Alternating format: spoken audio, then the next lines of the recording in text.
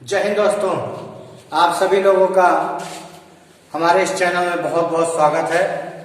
आज आपके सामने प्रतियोगी परीक्षाओं में जो टॉपिक सबसे महत्वपूर्ण है हिंदी का, उसे लेकर मैं प्रस्तुत हुआ हूं, जिसका नाम है क्रिया। क्रिया को आज हम जानेंगे और आपको क्रिया में बहुत ही संक्षेप में समझाने की कोशिश करूंगा, लेकिन उस संक्षेप में वो सारे चीज आपको मैं दूंगा जो आपकी प्रतियोगी परीक्षाओं के लिए बहुत ही अहम है, और वो सारे चीज आपके तक पहुंचाने की कोशिश करूंगा जिससे आपकी सफलता में कोई रुकावट ना आए। तो हिंदी के इस वीडियो में मैं आपको क्रिया से आज पाठ पढ़ाने जा रहा हूं, और क्रिया बहुत ही आपके लिए लाभदायक सिद्ध हो, ऐसा मैं कामना करता हूं। तो चलिए शुरू करते हैं। क्रिया क्रिया उन शब्दों को कहते हैं जिन शब्दों से हमें किसी कार्य के करने या होने का बोध होता है, उन शब्दों को हम क्रिया कहते हैं। जैसे एक उदाहरण बोलता हूं मैं आपको, जैसे राम दौड़ता है। यहां पर राम एक क्रिया कर रहा है और उस क्रिया का जो शब्द है उसे हम कहते हैं दौड़ना, यानी राम दौड़ता है, यानी राम जो क्रिया कर रहा है वो दौड़ना है, यानी दौड़ता शब्द क्रिया का ही एक उदाहरण है। ठीक है दोस्तों, क्रिया मुख्य रूप से दो भागों में विभाजित किया गया है, जिन्हें हम कहते हैं सकर्मक क्रिया और अकर्मक क्रिया। सकर्मक क्रिया उन क्रियाओं को कहते हैं जिनका फल कर्ता पर न पड़ करके कर्म पर पड़ता हो। ध्यान दीजिएगा मित्रों, सकर्मक क्रिया उन क्रियाओं को कहते हैं जिनका फल कर्ता पर न पड़ करके कर्म पर पड़ता है, उन्हें हम सकर्मक क्रिया कहते हैं। जैसे अध्यापक ने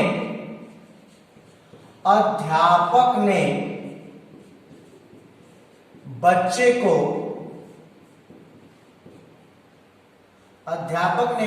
को पीटा। यहां पर मित्रों आप देख पा रहे होंगे कि अध्यापक के द्वारा जो कार्य किया गया है पीटने का, उसका फल कहीं न कहीं कर्म यानी बच्चे पे पड़ रहा है। इस कारण इन्हें हम सकर्मक क्रिया कहते हैं। दूसरा है अकर्मक क्रिया। अकर्मक क्रिया उन क्रियाओं को कहते हैं जिन क्रियाओं का फल सीधे सीधे कर्ता पर पड़ता हो, उन्हें हम अकर्मक क्रिया कहते हैं। जैसे राम खाता है, यानी राम ने जो क्रिया करा उसका फल कहीं न कहीं राम पे ही पड़ा, यानी कर्ता जो क्रिया करे उसका फल सीधे सीधे जब कर्ता पर पड़ता हो, तो ऐसी क्रियाओं को हम अकर्मक क्रिया की श्रेणी में रखते हैं। ठीक है, तो ये हो गए क्रिया के मुख्य दो भेद, और क्रिया के अन्य 6 भेद भी माने गए हैं जो आपके सामने हैं। संयुक्त क्रिया, नाम धातु क्रिया, प्रेरणार्थक क्रिया, पूर्वकालिक क्रिया, द्विकर्मक क्रिया और सहायक क्रिया। इनको हम जानेंगे। परीक्षा की दृष्टि से सहायक क्रियाओं का बहुत ही महत्वपूर्ण रूप है। सबसे पहले जानेंगे दोस्तों कि सहायक क्रिया कहते किसको है। माफ कीजिएगा, संयुक्त क्रिया किसे कहते हैं। तो संयुक्त क्रिया दो या दो से अधिक क्रियाओं के मेल से जो एक नई क्रिया बनती है, उन्हें हम संयुक्त क्रिया कहते हैं।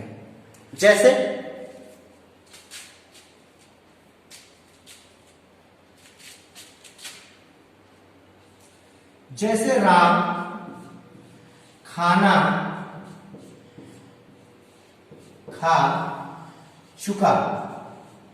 राम खाना खा चुका, इसमें आप देख पा रहे होंगे इसमें दो क्रिया है, खाना और चुकना, यानी जहां पे दो या दो से अधिक क्रिया है उन्हें हम संयुक्त क्रिया कहते हैं। ठीक है दोस्तों, इसके बाद बात करेंगे हम नाम धातु क्रिया की। तो नाम धातु क्रिया क्या होते हैं, तो मैं आपको बताना चाहूंगा कि संज्ञा और विशेषण के शब्द जब क्रिया बनते हैं तो वे नाम धातु क्रिया कहलाते हैं। जैसे नाम धातु क्रिया में हम कह सकते हैं, इसका एक उदाहरण लेते हैं दोस्तों। पहले संज्ञा से लेते हैं। संज्ञा से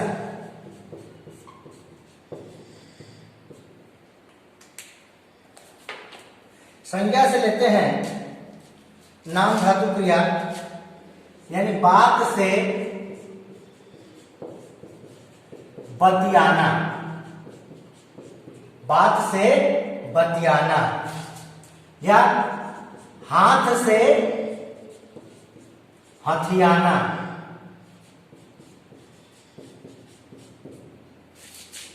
या दुख से दुखाना,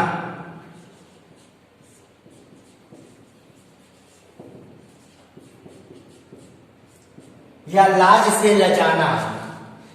उसके बाद विशेषण से बात करेंगे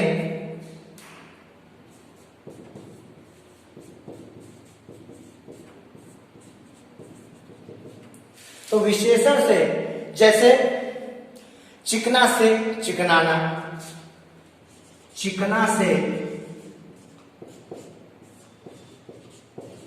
चिकनाना, गरम से गरमाना आदि। यानी जो शब्द संज्ञा या विशेषण से क्रिया बनते हैं उन शब्दों को हम नाम धातु क्रिया कहते हैं। जैसे विशेषण में चिकना से चिकनाना या गर्म से गरमाना का उदाहरण लेते हैं। मान लीजिए गर्म से गरमाना का उदाहरण लेते हैं। दूध बहुत गर्म है, यहाँ पे गर्म दूध की विशेषता को बता रहा है इसलिए विशेषण है। लेकिन दूध को गरमाना है यानी यहाँ पे दूध के साथ क्रिया करना है, इसलिए यहाँ पे जो गर्म शब्द का परिवर्तित रूप होगा उन्हें ही हम नाम धातु क्रिया कहते हैं। सीधी सी भाषा में जो संज्ञा शब्द या विशेषण शब्द क्रिया के रूप में प्रयोग किए जाते हैं उन्हें हम नाम धातु क्रिया कहते हैं। ठीक है, अब बात करेंगे हम प्रेरणार्थक क्रियाओं की। प्रेरणार्थक क्रिया वो क्रिया होती हैं जिसके अंतर्गत कर्ता स्वयं किसी क्रिया को न करके या स्वयं किसी कार्य को न करके किसी अन्य को करने के लिए प्रेरित करता हो, ऐसी क्रिया को हम प्रेरणार्थक क्रिया कहते हैं। जैसे लिखना से लिखवाना, जैसे लिखना से लिखवाना, पढ़ना से पढ़वाना, जीतना से जितवाना, करना से करवाना आदि। ठीक है दोस्तों, इसके बाद बात करेंगे हम पूर्वकालिक क्रिया की। पूर्वकालिक क्रिया वह क्रिया होती है जिनमें दो क्रियाएं होती हैं, परंतु पहली क्रिया के साथ कर या करके जैसे शब्द लगे होते हैं उन्हें हम पूर्वकालिक क्रिया कहते हैं।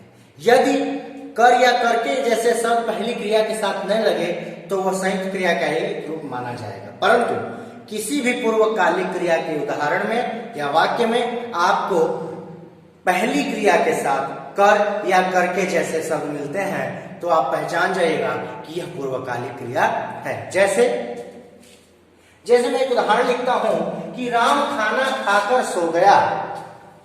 राम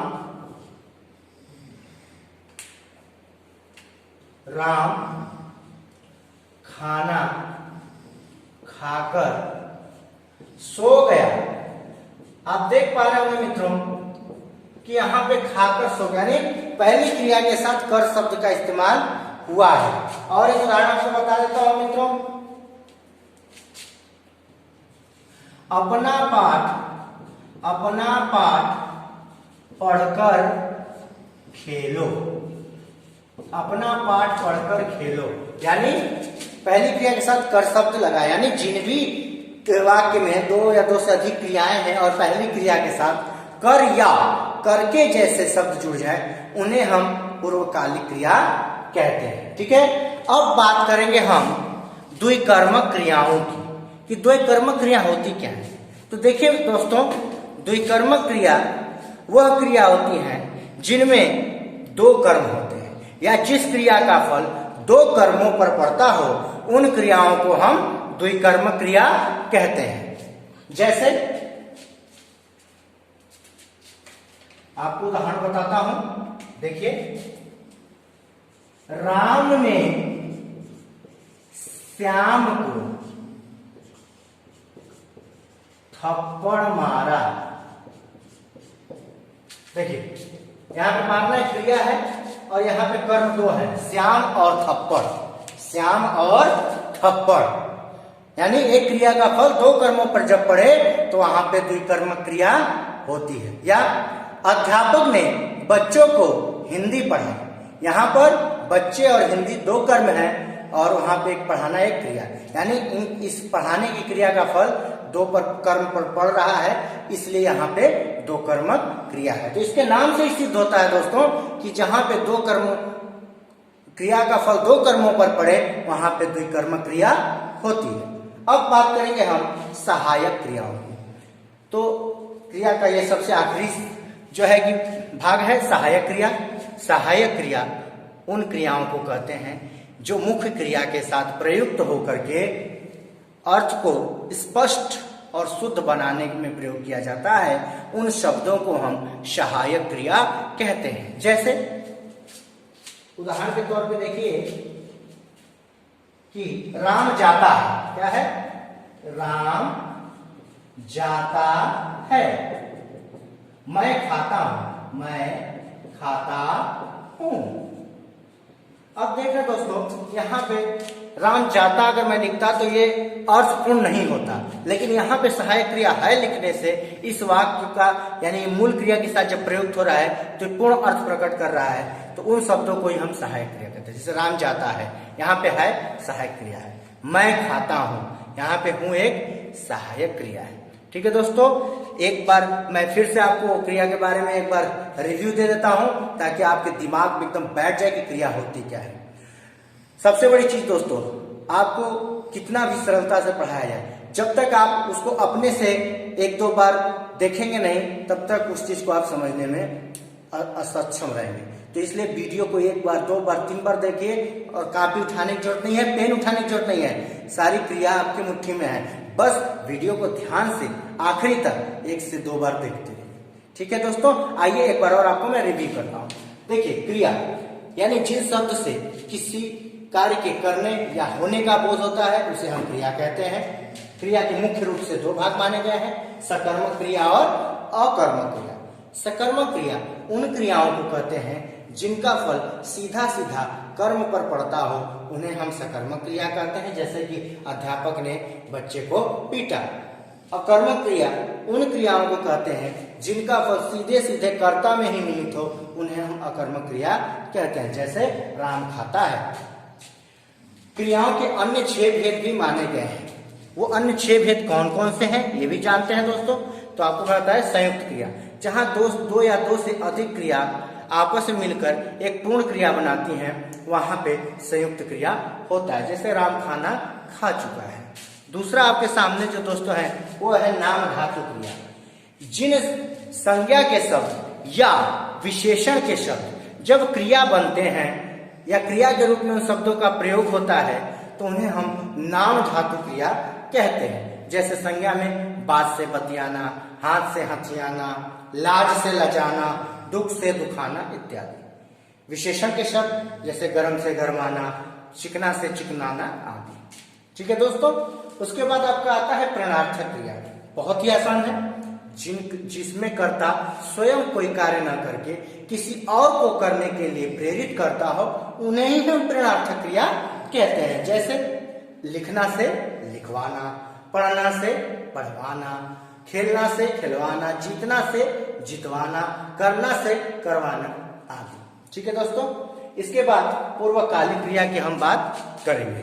पूर्वकालिक क्रिया वह क्रिया है जहां पर दो या दो से अधिक क्रिया आपको मिलेंगी, परंतु पहली क्रिया के साथ कर या करके जैसे शब्द लगे होंगे, उन क्रिया को हम पूर्वकालिक क्रिया कहते हैं। जैसे राम खाना खाकर सो गया, यानी पहली क्रिया के साथ कर शब्द का इस्तेमाल हुआ है, इसलिए पूर्वकालिक क्रिया है।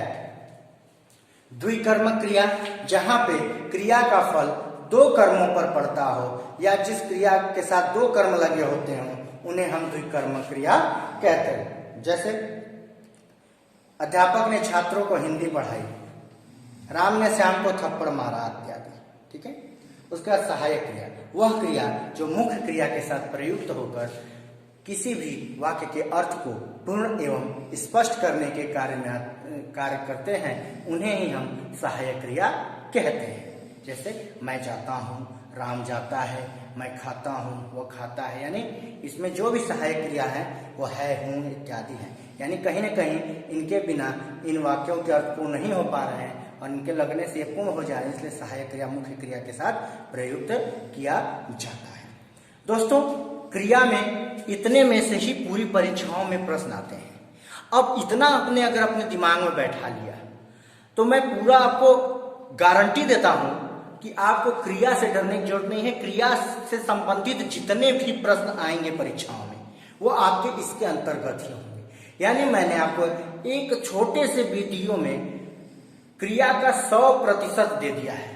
इस 100% के छोटे से वीडियो में देख डालिए और किसी भी प्रतियोगी परीक्षा में आपको क्रिया में डरने की जरूरत नहीं है, ये मैं पूरी गारंटी से कह सकता हूँ। ठीक है दोस्तों, तो इस वीडियो को शेयर कीजिए, सब्सक्राइब कीजिए और चैनल को देखते रहिए और कमेंट करते रहिए। जय हिंद, प्रणाम।